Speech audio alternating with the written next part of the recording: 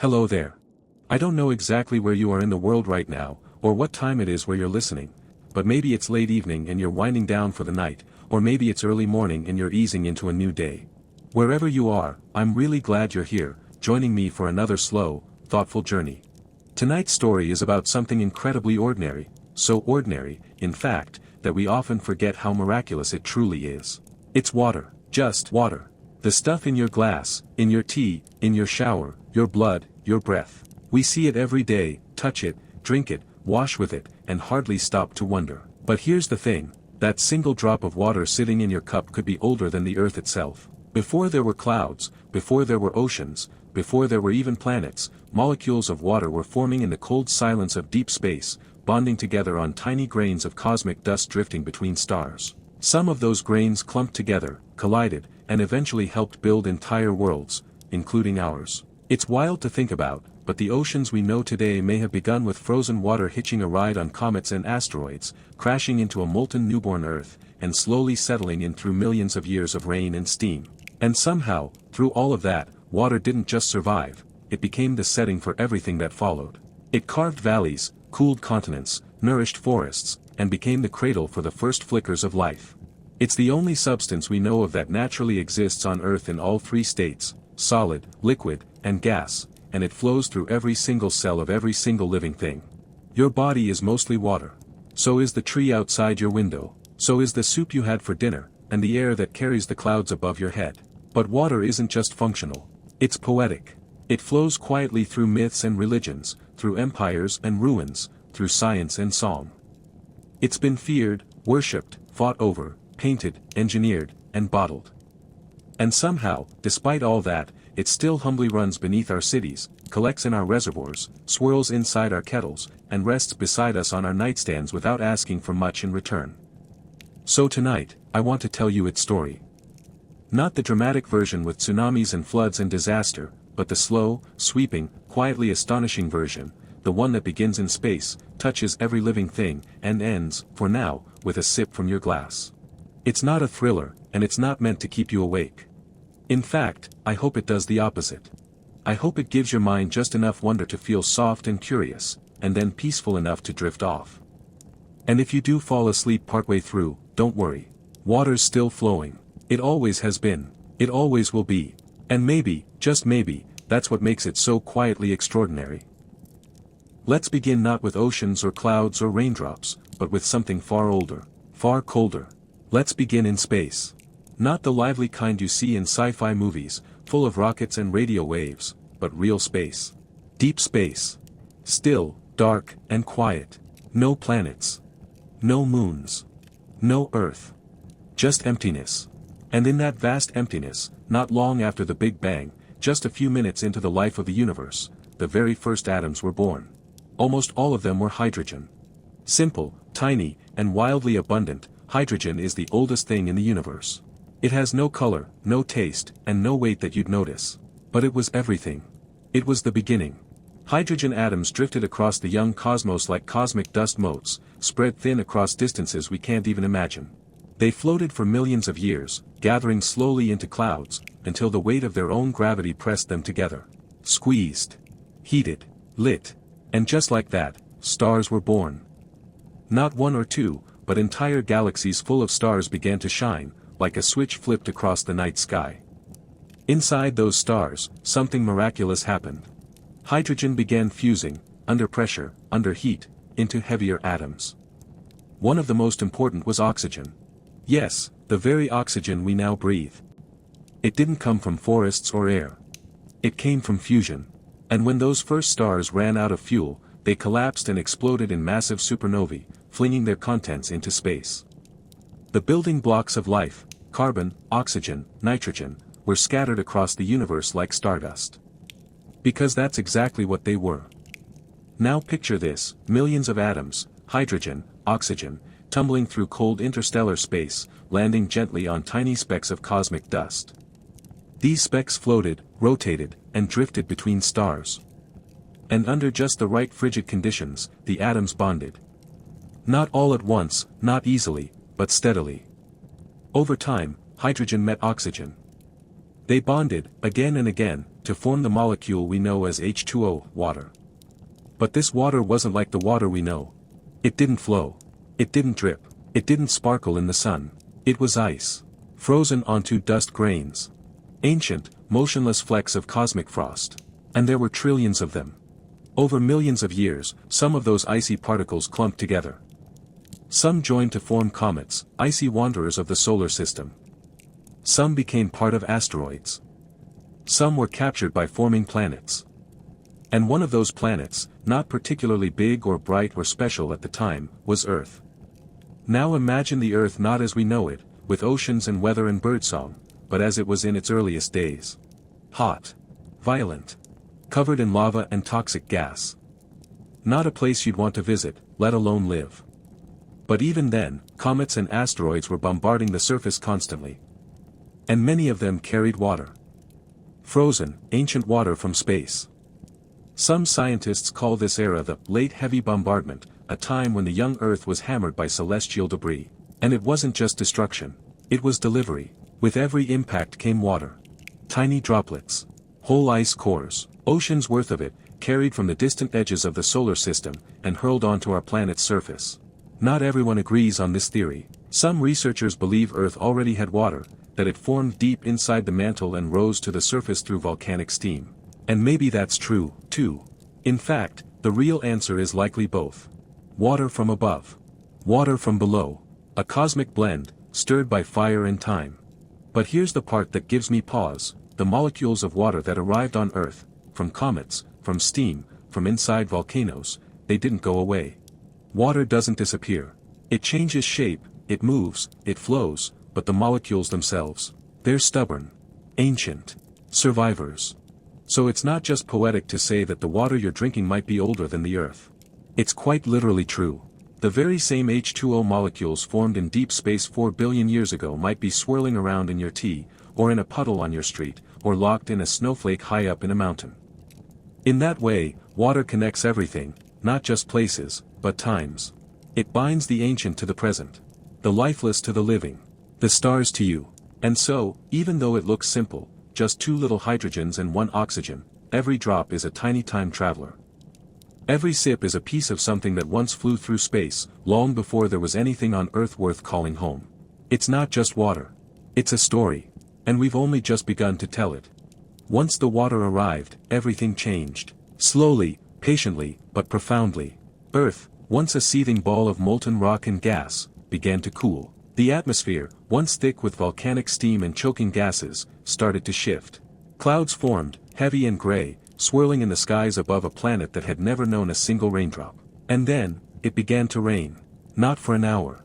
Not for a day. Not even for a season. But for millions of years. Picture that for a moment. Imagine storms that never stopped. Clouds so dense they swallowed the sky.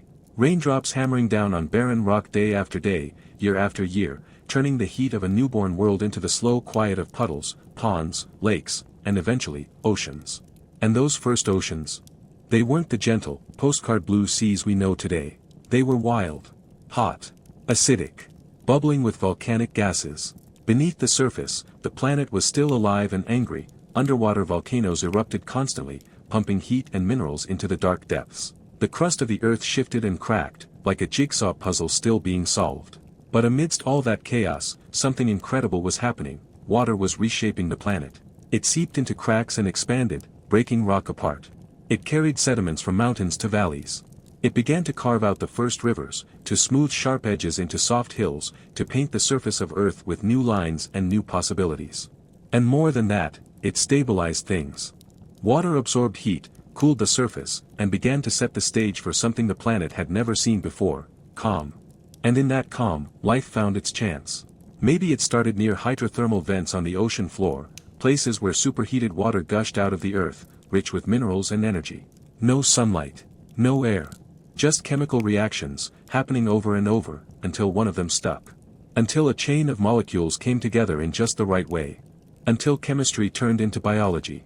Until life, tiny, fragile, primitive life, quietly took its first breath, underwater, without a sound. It's strange, isn't it, to think that the same water that poured from ancient skies and hissed against hot stone might have also cradled the first living cells. That the same molecule that now sits in a cup beside your bed was once the silent partner in life's very first experiment. Water didn't just fill the earth. It gave the planet its shape, its rhythm, its heartbeat. It turned chaos into coastlines, lava into land, silence into the slow stirring of something alive. And from that moment on, the earth was no longer just a rock in space. It was something else. Something rare. Something blue. A water planet. And we've been living on it ever since. Now, you might think water is simple. It looks simple, clear, odorless, flavorless. It pours. It splashes. It doesn't sparkle unless you shine a light on it. But the more we've studied it, really studied it, the stranger it becomes. Because water, quite frankly, doesn't behave the way most substances do. It breaks rules. It makes up its own. It's quietly bizarre in ways that just happen to be perfect for life. Take ice, for instance. Most materials get denser when they freeze, their molecules pack in tighter, and the solid version sinks. But not water.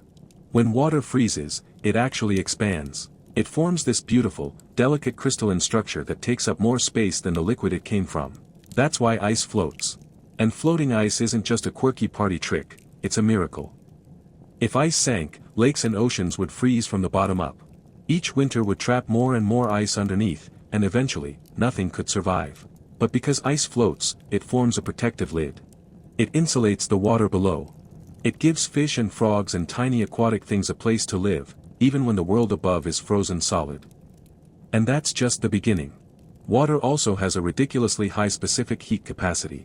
That means it takes a lot of energy to heat it up, and a lot of time to cool it down. Oceans soak up sunlight during the day and release it slowly through the night. They act like giant planetary blankets, keeping the climate stable. Coastal cities are warmer in winter and cooler in summer because the nearby water evens things out. Without this buffering effect, Earth would be a land of extremes, blistering hot by day, freezing by night. The kind of place where life struggles to find a foothold. Water is also sticky, not in a messy way, but on a molecular level. Its molecules are shaped like a little bent triangle, with a negative charge near the oxygen and a positive charge near the hydrogens. That weird geometry means water molecules are constantly clinging to each other and to other things.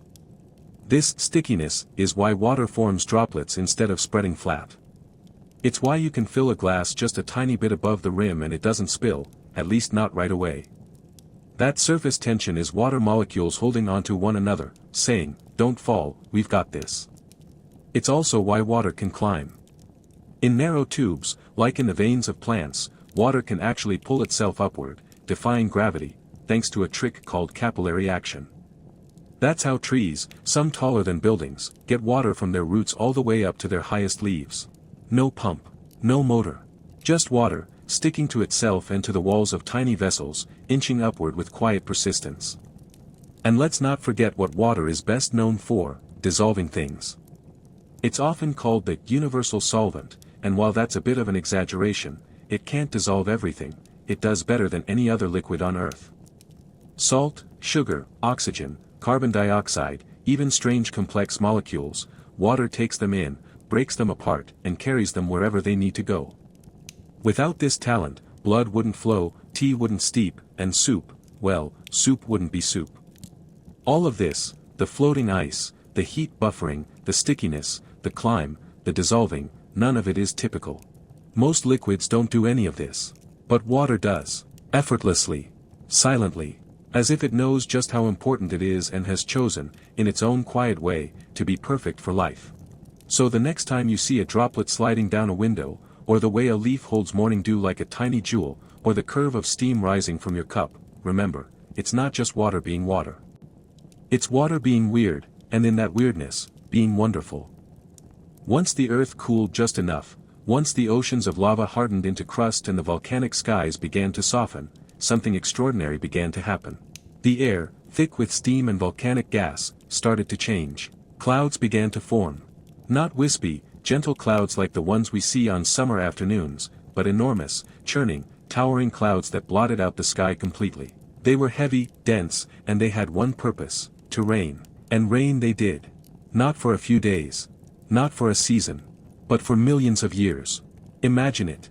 A planet wrapped in gray. A world where the sun was just a pale memory, hidden behind endless layers of cloud.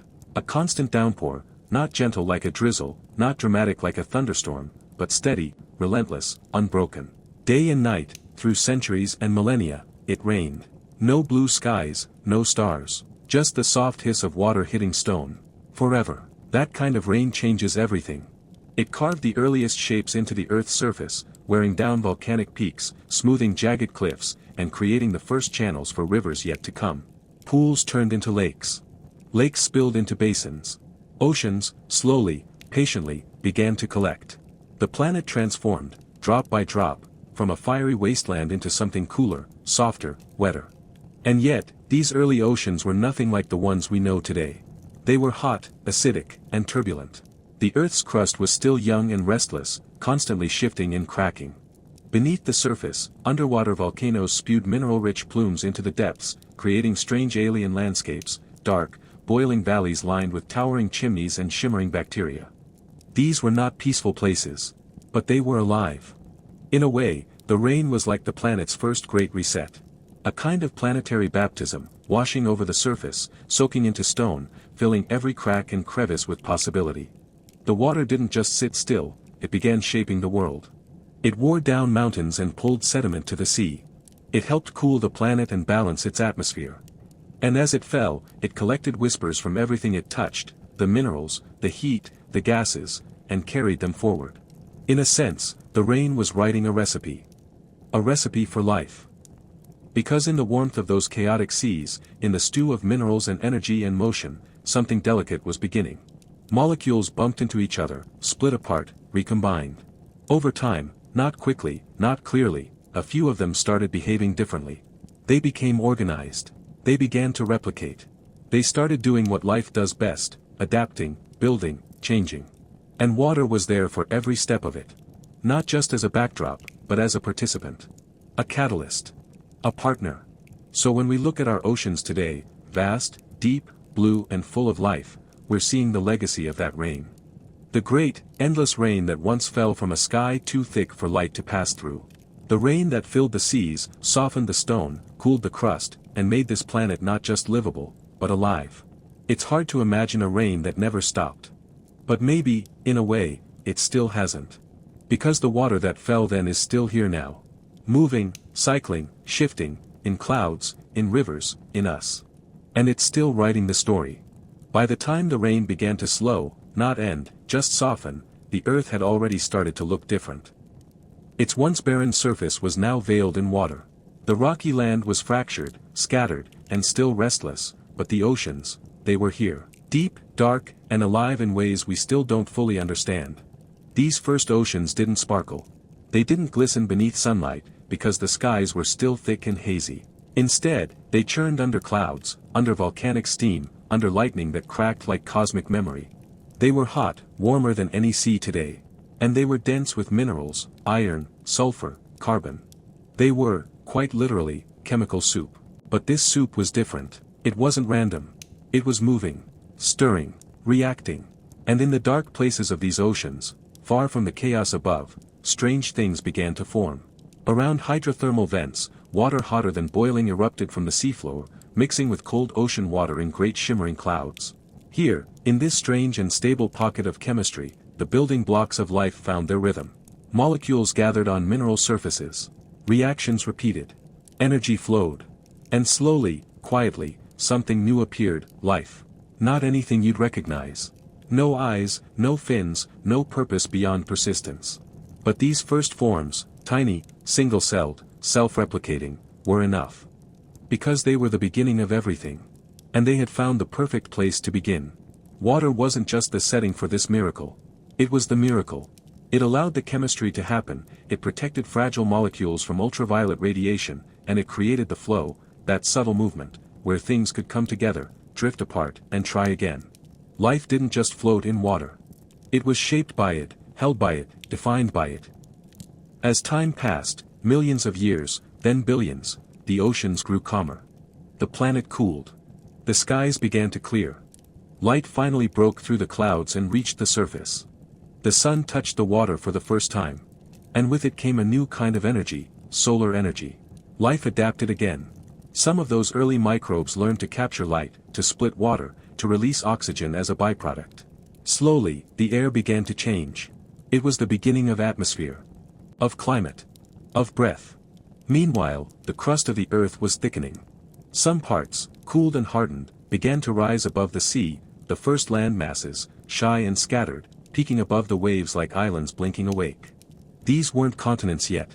Just scattered pieces. But they were a beginning. Water helped shape them too, eroding cliffs, carving valleys, wearing stone into soil. Wherever water touched, it softened. And wherever it softened, life followed. In a sense, the Earth was no longer just a planet spinning in space. It had become a cradle. A blue cradle, rocking gently in the void, holding something fragile and new. Life.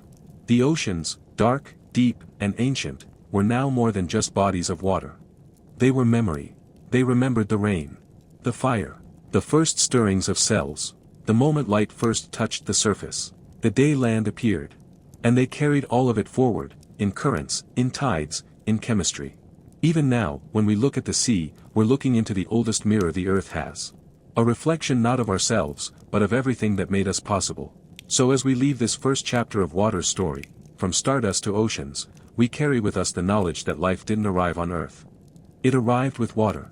In it. Through it. And because of it. Long before we built cities, before there were roads, farms, or even spoken stories, we were wanderers. Moving with the seasons, chasing herds, gathering roots and berries, sleeping under stars. But even then, before the first brick was ever laid, we followed one thing more faithfully than anything else: water. It shaped where we moved, where we rested, and where we survived. Rivers, lakes, and springs weren't just useful, they were essential. A clear stream meant hydration, food, fertile ground, and safety. It also meant danger, because every living creature needed it. At the edge of a watering hole, early humans drank alongside antelope, lions, elephants, and sometimes predators more interested in us than the water. Still, we kept coming back. Because where there was water, there was life. And eventually, there was community. As humans became more curious, more clever, more capable, something changed. We stopped moving so much. We began to settle, first in small groups, then in larger clusters. We built shelters. We planted seeds. We raised animals. And always, we did it near water. Not out of convenience, but out of necessity. You couldn't build a village far from a river any more than you could build a fire without wood. It simply didn't work.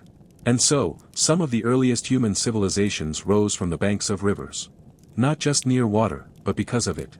The Nile in Egypt. The Tigris and Euphrates in Mesopotamia. The Indus in South Asia. The Yellow River in China. These weren't just bodies of water, they were lifelines. With each seasonal flood, the land became richer, darker, more fertile. Crops grew. Food became plentiful. And where there was food, there was stability. And where there was stability, there was growth, of culture, of language, of structure. It's no exaggeration to say that water was the blueprint of civilization. It told us where to stop, where to build, where to begin. But even more than that, it shaped the way we thought. In ancient cultures, water wasn't just a resource, it was sacred. It was mystery and power. In Egypt, the Nile wasn't just a river, it was a god. In Mesopotamia, floods were seen as signs from the heavens. In the Indus Valley, people designed entire cities with thoughtful drainage and public baths, long before plumbing existed anywhere else. To live with water was to live with intention. With humility. With awe.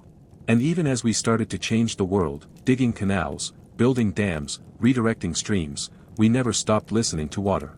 Its rhythms told us when to plant, when to harvest, when to move. Its absence meant drought. Its excess meant flood. Water wasn't just around us. It was part of our thinking. Our myths. Our fears. Our hopes. So when we talk about the birth of civilization, we often speak of tools, of language, of fire. But maybe we should speak first of rivers. Of the way a stream curved around a bend and invited us to stay. Of the way a flood brought new life and forced us to work together. Of the way a trickle from a spring could mean the difference between thriving and disappearing. Because before we built walls or wrote songs or raised temples, we built our lives around water. And we still do.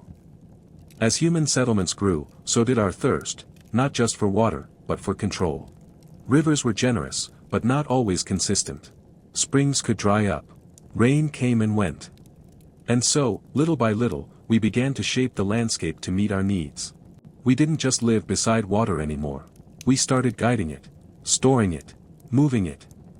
The simplest solution came first: dig. Early communities learned that water wasn't always found on the surface. Sometimes, it flowed quietly beneath our feet. So we dug wells. At first shallow, then deeper. Holes lined with stone, reinforced with wood, hand-carved with crude tools and hopeful hearts. It must have felt like magic, to pull water up from the ground with a bucket and a rope. No river in sight, no rain clouds above, and yet, water, cool and clear, rising from the earth. But digging was just the beginning. In some parts of the world, especially in dry, mountainous regions, people got even more creative. In ancient Persia, engineers designed canals, gently sloped underground channels that tapped into distant aquifers and carried water downhill across vast distances. These tunnels ran beneath villages, fields, and courtyards, silent rivers carved into stone, working night and day without a sound. Entire cities blossomed in deserts because of them. In a way, the canal wasn't just a water system. It was a quiet promise that life could take root even where nature said no. Elsewhere, water systems became grander. In India, step wells were built, not only functional, but beautiful. Carved into the earth with layers of stone steps that followed the waterline down, these wells were part utility, part sanctuary. People gathered there not just to collect water, but to rest, pray, escape the heat. Cool air lingered below the surface, where the stones stayed damp and the world felt quieter. Some step wells were so intricate, they looked more like sunken temples than reservoirs. A reminder that for many cultures, water was never just practical, it was sacred. And then, there were the aqueducts.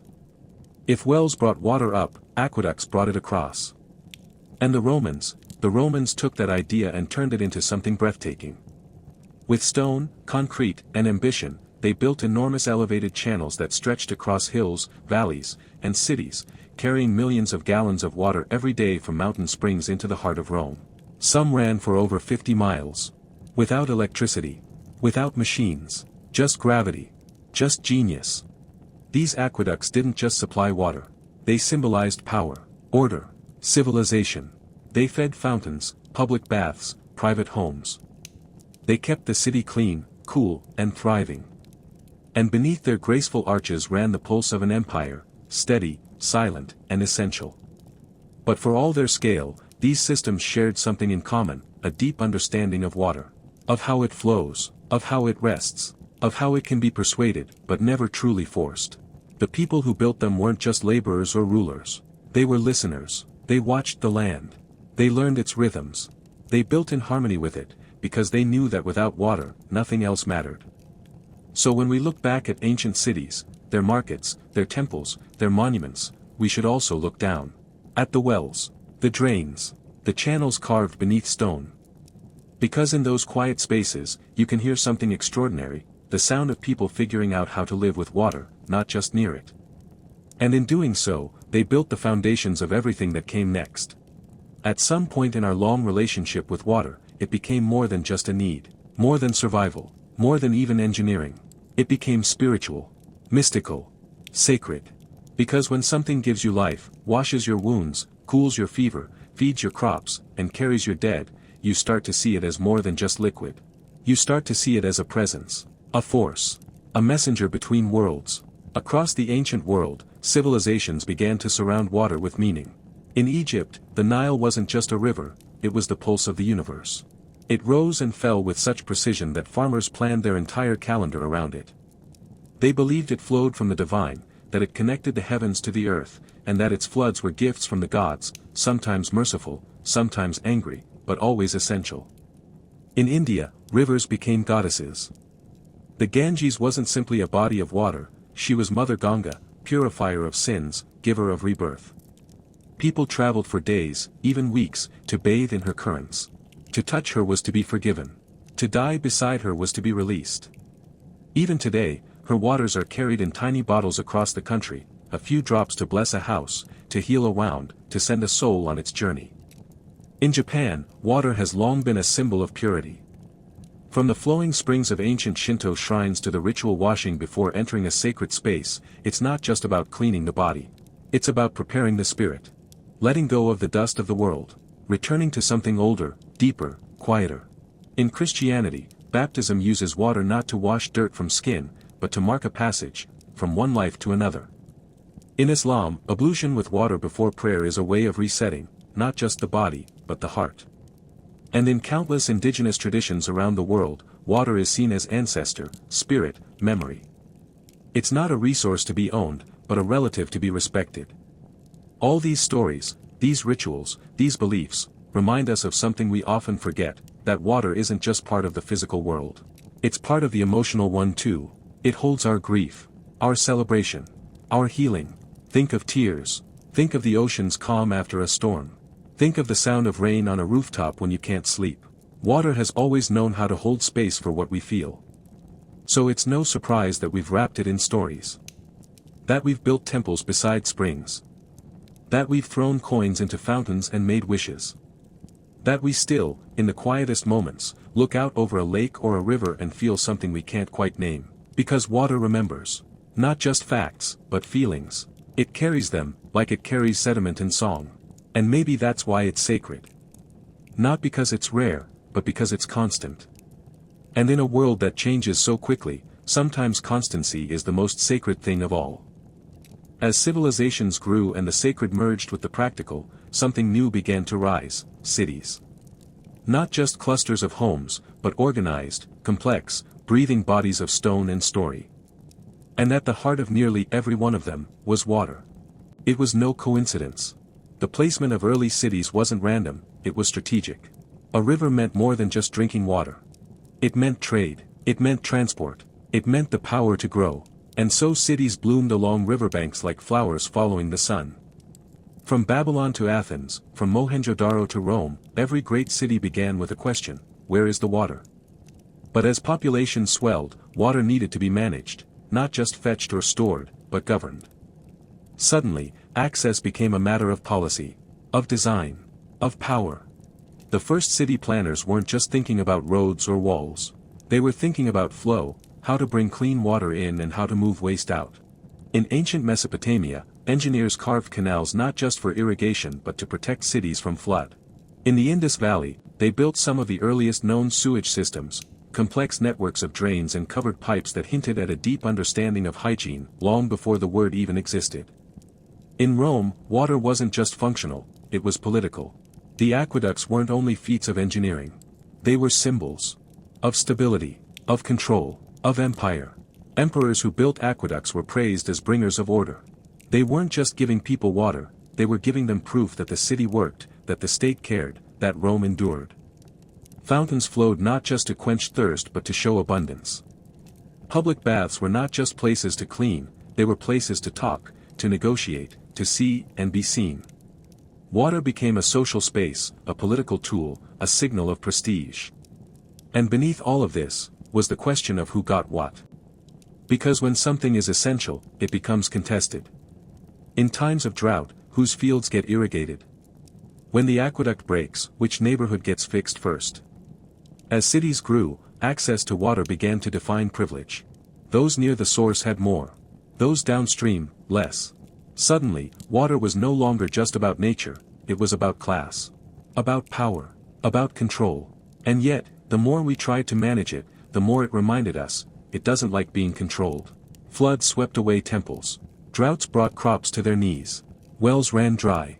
Rivers shifted. Water, for all our cleverness, refused to be tamed completely. It responded not to kings or priests, but to gravity, to season, to climate. Even today, we can feel the echoes of this truth. Cities rise and fall by their relationship with water. Too much, and they drown. Too little, and they fade. Somewhere in between, in that balance, is the sweet spot where life thrives. And so, from the very beginning of cities until now, we've built our greatest dreams on the hope that water will stay. That it will keep coming. That it will stay clean. That it will be ours. But water doesn't make promises. It simply flows, where it's allowed, where it's guided, where it's free. For all the control we thought we had, with our aqueducts, wells, canals, and cities, water reminded us, again and again, that it was never fully ours. Because water doesn't follow borders. It doesn't answer to kings. It listens only to gravity, to climate, to the pull of the moon. And when it shifts, when it disappears, or when it comes all at once, it changes everything. Drought was often the first warning. Quiet, creeping. The river that once nourished fields becomes a trickle. Wells go dry. The soil cracks. Crops wither. Animals weaken. People begin to leave, or turn on each other. And when the sky stays clear too long, what once felt like a blessing, sunlight, warmth, begins to feel like a curse. Entire civilizations have fallen not by war, but by thirst. Then there were floods, the other extreme. Sudden, violent, unstoppable. Rains that arrived not in celebration, but in vengeance. Rivers that rose overnight. Homes swallowed. Temples drowned. The same water that gave life now sweeping it away. It's hard to describe the fear of rising water when there's nowhere left to run. And it happened more than once.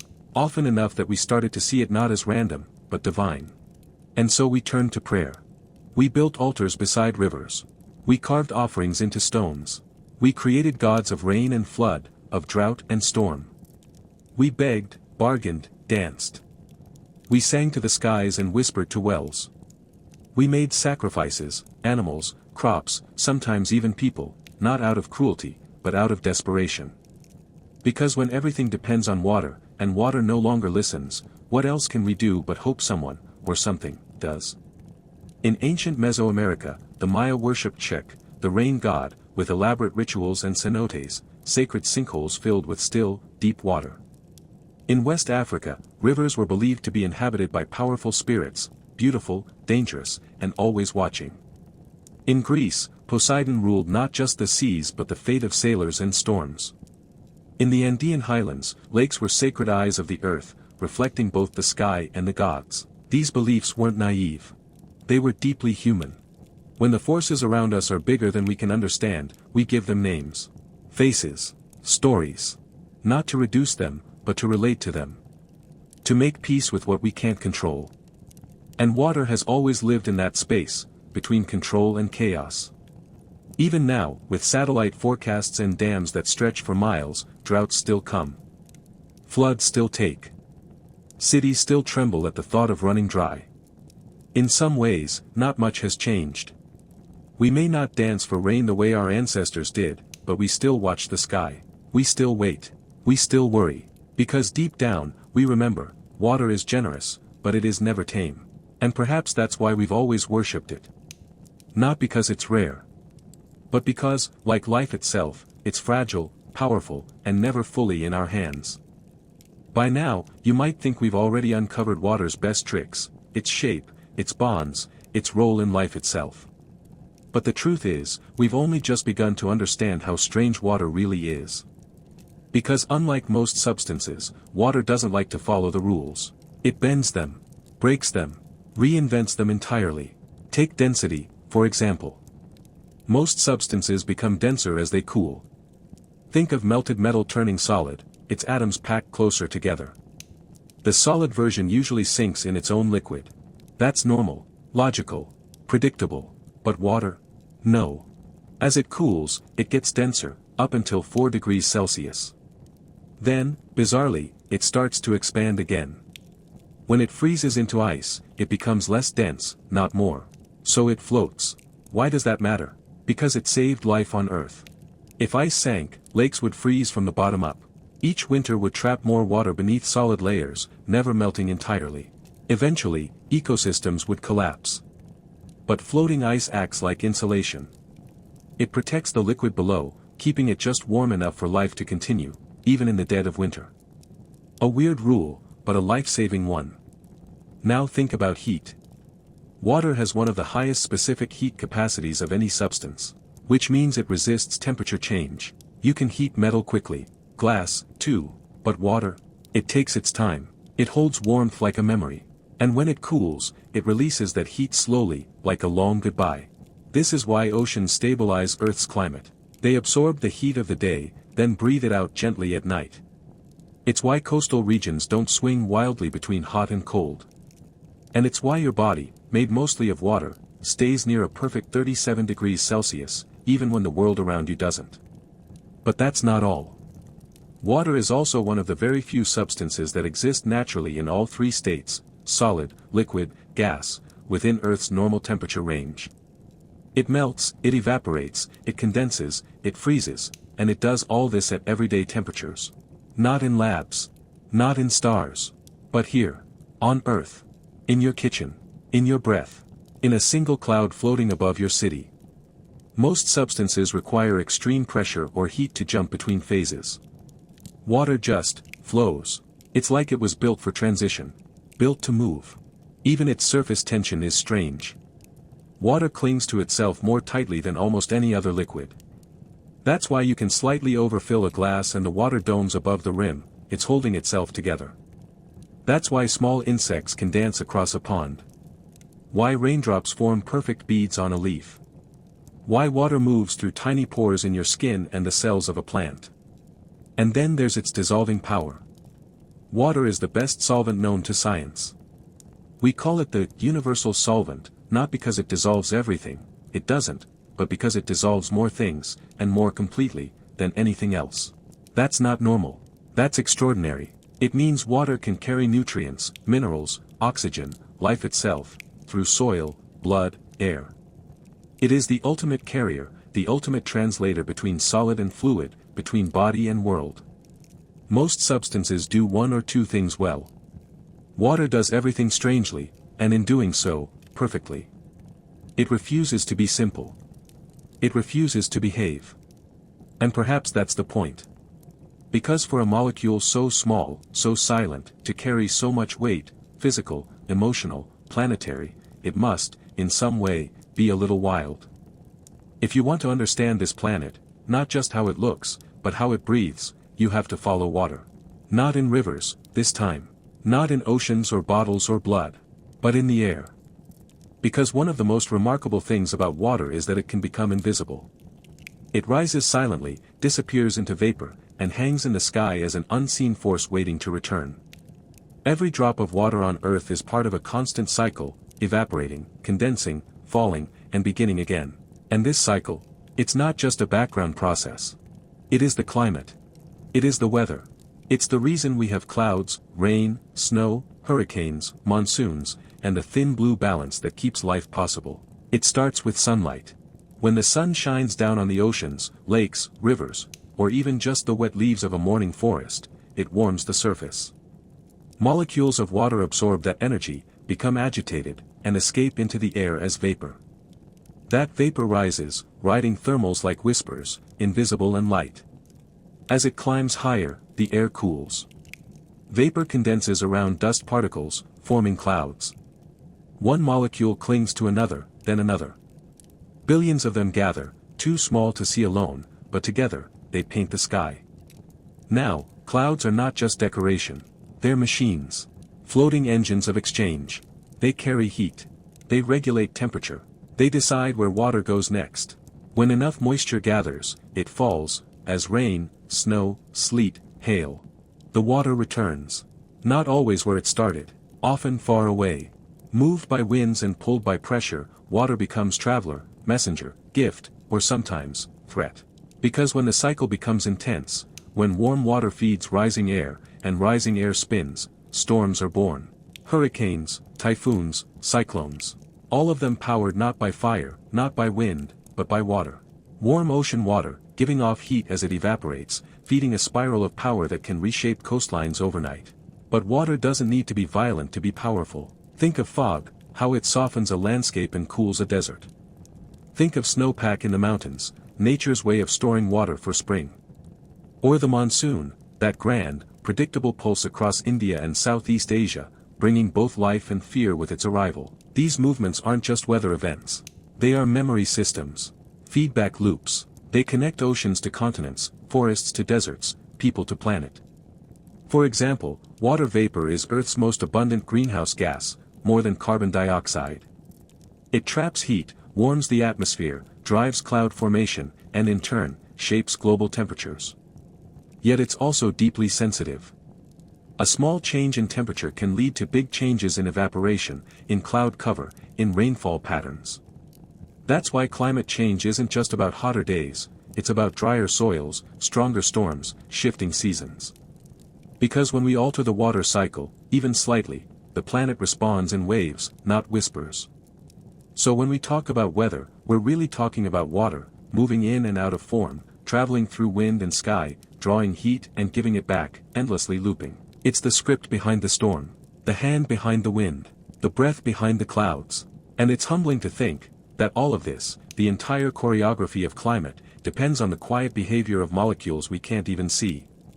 Water doesn't just shape rivers. It shapes reality. When we look at the earth, its mountains, valleys, canyons, caves, we often credit time and tectonics. But just as quietly, just as constantly, water has been there too, shaping, carving, breaking and binding. It's easy to think of water as soft, gentle, but given enough time, water is one of the most powerful geological forces this planet knows. Start with erosion. The slow, tireless act of wearing down. A raindrop hits a cliff, nothing changes. But 1,000 years of rain. 1,000,000. Water seeps into cracks, freezes, expands, and fractures stone. Rivers carve their way through bedrock, particle by particle. The Grand Canyon, that great, yawning scar across Arizona, was carved not by catastrophe, but by a river, flowing patiently over 6 million years. Not angry. Just persistent. Then there's dissolution. Water, especially when slightly acidic, can dissolve minerals in rock. Over centuries, this creates underground voids, caverns, tunnels, vast limestone cathedrals lit only by dripping stalactites. In places like Vietnam, Kentucky, Slovenia, entire cave systems stretch for miles, all sculpted by nothing more than time, pressure, and the chemistry of water. But water doesn't just wear things down. It also builds. Think of sediment. As rivers flow, they carry bits of sand, silt, clay. When they slow, in deltas, floodplains, lakebeds, they drop that load. Layer upon layer. Over time, these sediments compact, harden, and become sedimentary rock. Sandstone. Shale.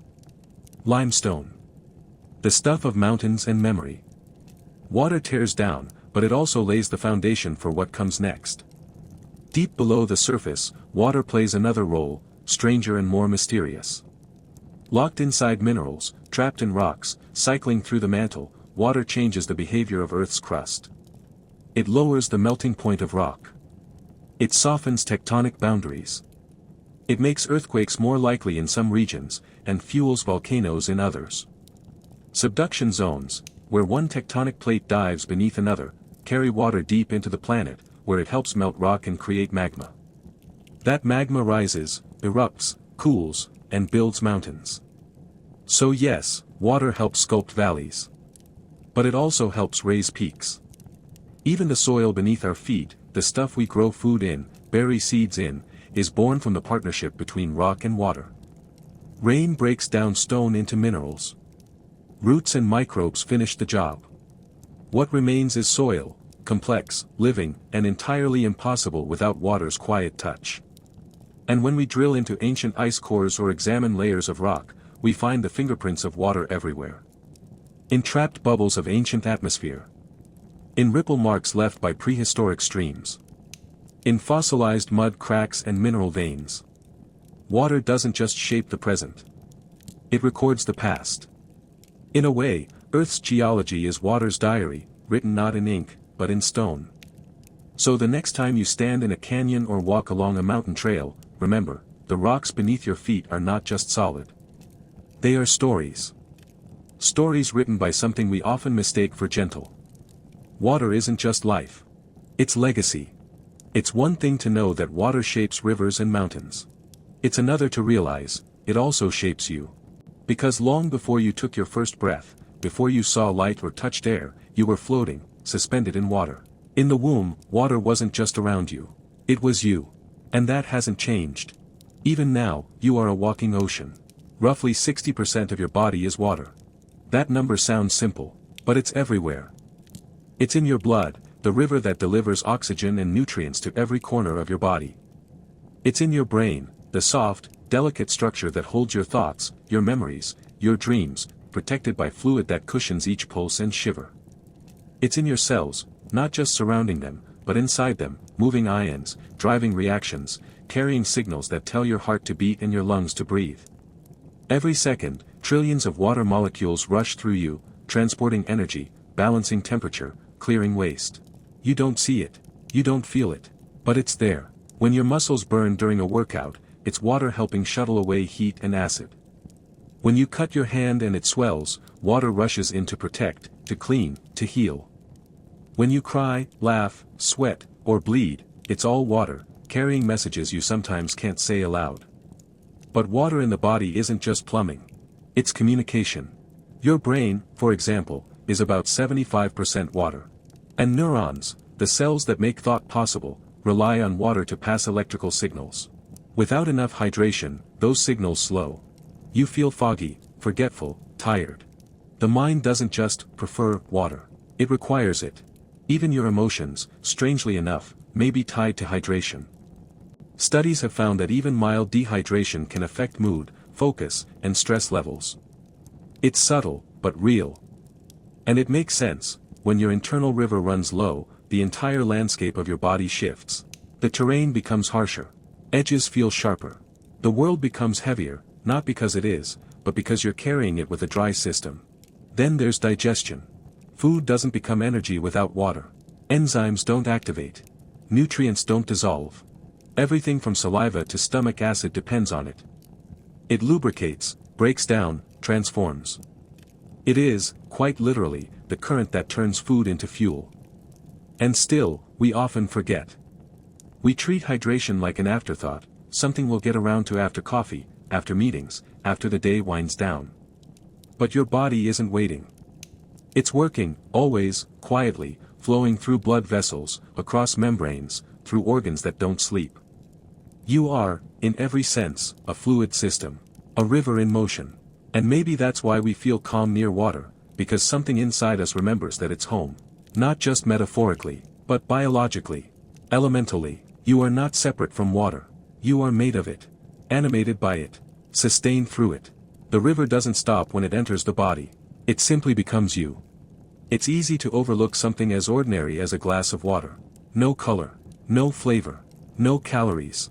Just water. But inside your body, that simple liquid becomes a symphony of survival. And more than that, it becomes the quiet architect of how long and how well you live. Start with energy. People often blame fatigue on lack of sleep, or stress, or aging. But many times, it's dehydration. Even just 1 to 2% loss in body water can make you feel sluggish, unfocused, slow. Your cells can't produce energy as efficiently. Your blood thickens slightly, making your heart work harder. It's like asking your body to run a marathon through mud, and most of us are doing it without realizing. Hydration also plays a vital role in detoxification. Your kidneys are essentially your body's natural filtration system. They clean your blood, removing waste and toxins. But to do that, they need water. Lots of it. Without enough, the system slows. Waste builds up. Your risk for kidney stones, urinary infections, and even long-term kidney damage increases. Every glass of water is like flushing a filter, a reset button for your internal plumbing. Then there's digestion and metabolism. Water helps break down food, absorb nutrients, and move everything along your digestive tract. If you're low on fluids, things start to back up. Constipation, bloating, acid reflux, all symptoms of a system trying to operate dry. Ironically, people spend money on pills and powders to detox or boost metabolism, when often the most effective solution is water. Hydration also affects your immune system. A well-hydrated body circulates white blood cells more efficiently. Mucous membranes in your nose and throat stay moist, your first line of defense against airborne pathogens. When you're sick, your body pulls water toward inflammation sites, to fight, to heal, to cool.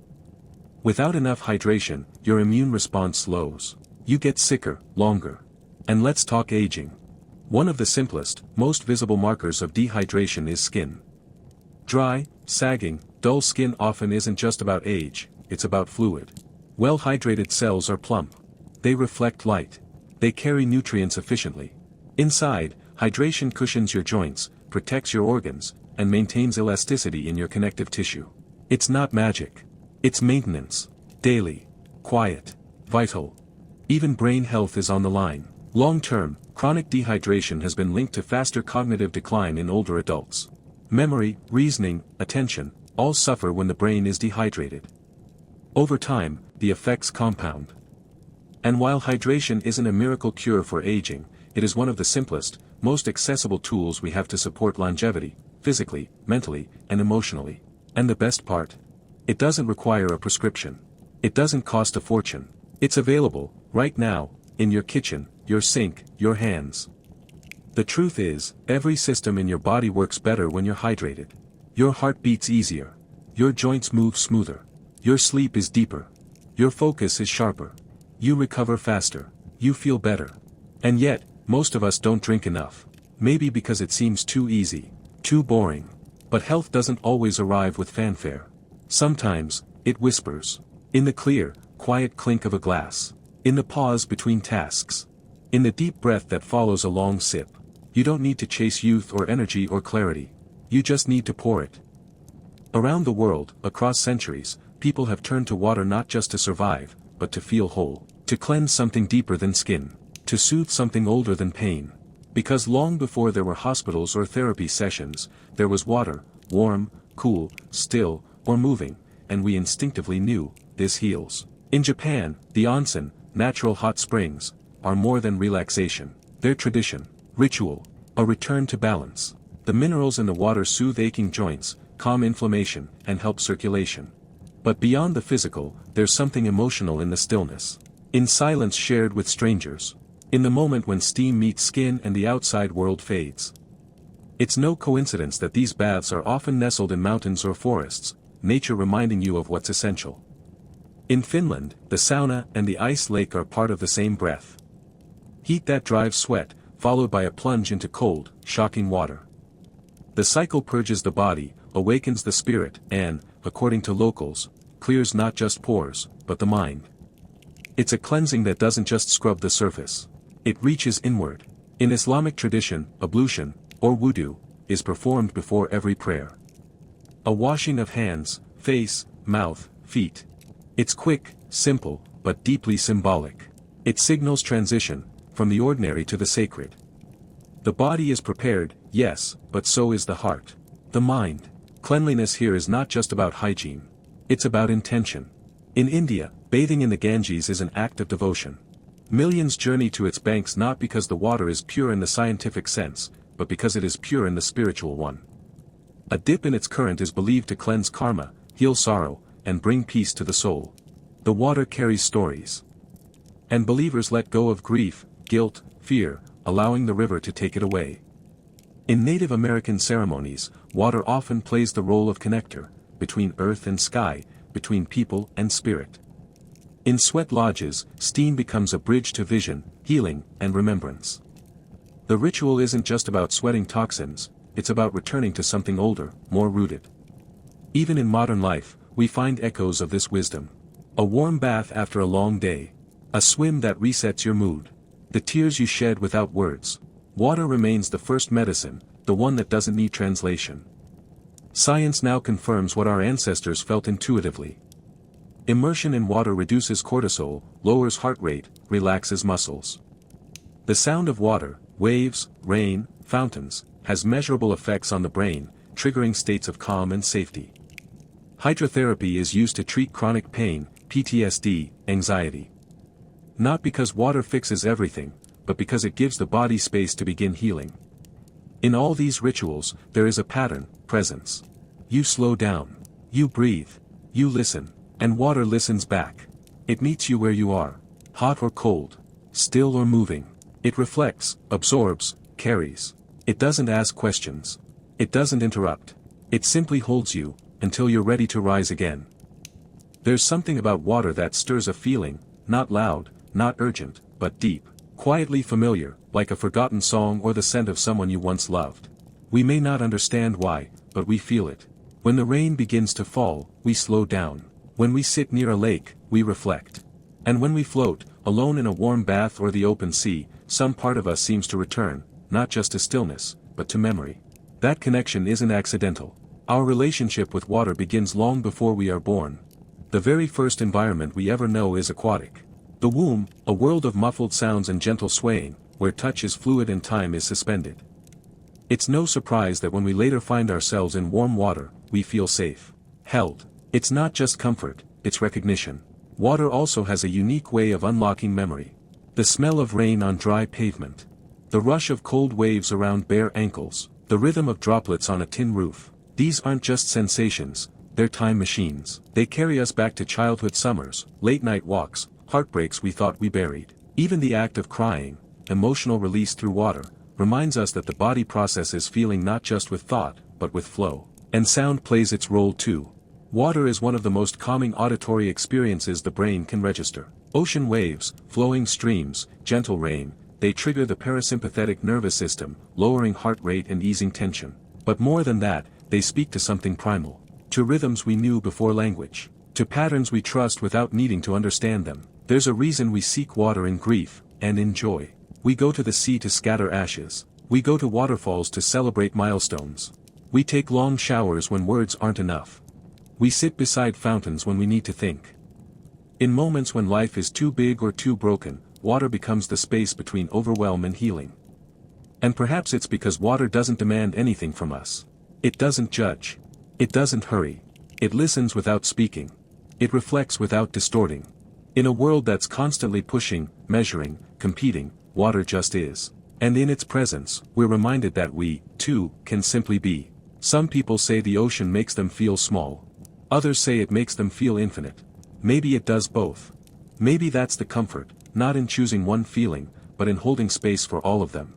Joy, sadness, nostalgia, hope, all carried gently, like driftwood on the tide. Water doesn't erase emotion. It carries it. And somewhere in the sound of waves or the weight of warm water over skin, we remember, it's okay to feel. To soften. To grieve. To begin again. In a world that rarely slows down, clarity has become a luxury. We move from screen to screen, from task to task, our thoughts tangled in endless threads of noise. And yet, somewhere in the background, quiet, patient, water offers something we rarely stop to notice: stillness. And in that stillness, a kind of renewal that no caffeine, no podcast, no motivational quote can give. Just calm. Hydration, first and foremost, is foundational to how your brain works. Even mild dehydration can impair concentration, memory, and alertness. The brain is about 75% water, and without enough of it, neurons struggle to fire properly. Messages slow. Fatigue creeps in. Ideas feel heavy. But restore that balance. Drink, pause, breathe, and the fog begins to lift. Not dramatically. Not instantly. But steadily, like mist rising from a morning field. But water's impact goes beyond chemistry. It's also deeply sensory. The sound of water, whether from a rainstorm, a gentle stream, or a slowly dripping faucet, has been shown to lower cortisol levels and calm the amygdala, the part of your brain that processes fear and anxiety. In that sound, your nervous system finds rhythm, predictability, softness. It's no coincidence that so many people sleep best to the sound of waves or rainfall. Water reminds the body, you're safe now. You can let go. Then there's ritual. Warm showers before bed are more than hygiene, they're transition. A cue to the body and mind that the day is ending. The rise in body temperature, followed by a drop once you step out, mimics the natural thermal dip your brain uses to signal sleep. You're not forcing rest. You're preparing the path for it. And in that moment, wrapped in steam, eyes soft, shoulders lower, you're not just washing away the day. You're washing space back into your mind. Even the act of floating, when available, offers a kind of reset few other experiences match. In float tanks or calm lakes, weightlessness quiets the sensory input that overloads the brain daily. With nothing to resist, nothing to fix, your mind drifts, not out of control, but into ease. Many describe it as meditation without trying. Sleep without sleep. A thoughtless awareness that feels more restorative than hours of mental effort. And sleep, true sleep, is where your brain heals. It's when memories are sorted, stress is neutralized, and emotional injuries are quietly tended to. Without it, even the brightest mind dims. And water, in all its forms, can help get you there. Because water doesn't just cleanse the body. It clears space. It's the sound we trusted as children. It's the feeling of sinking, safely, into softness. It's the silence after the storm, not because the world stopped, but because you did. So tonight, as the lights go off, and your thoughts begin to wander, maybe pour a glass. Listen to the rain if it's there. Take that shower. Let the faucet run for a moment longer than needed. Not to do something productive. Not to optimize your life. But just to remember, even your mind deserves to float sometimes. So now, as we come to the end of this quiet journey, maybe the most surprising thing about water is how familiar it feels. Not because we understand it completely, we don't. Not because we can control it, we can't. But because, deep down, we've always known it. In ourselves. In our rituals. In the way we stop talking when we hear rain. Water is science. It's memory. It's myth. It's medicine. It flows through time, through bodies, through beliefs. It carved the world before we were here, and it will outlast us long after. And yet, somehow, it remains the most personal thing in our lives, touching us not just on the skin, but in the quiet spaces we rarely name. We often chase clarity, healing, peace, as if they live far away, but maybe, they're already here. In the glass beside you. In the shower that resets your day. In the river that keeps flowing, no matter what. Water doesn't just move. It teaches us how to move.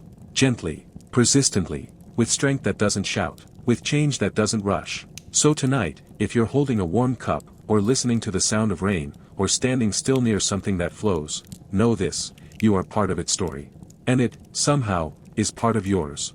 Sleep well, drink deep, drift gently, and let the water carry you,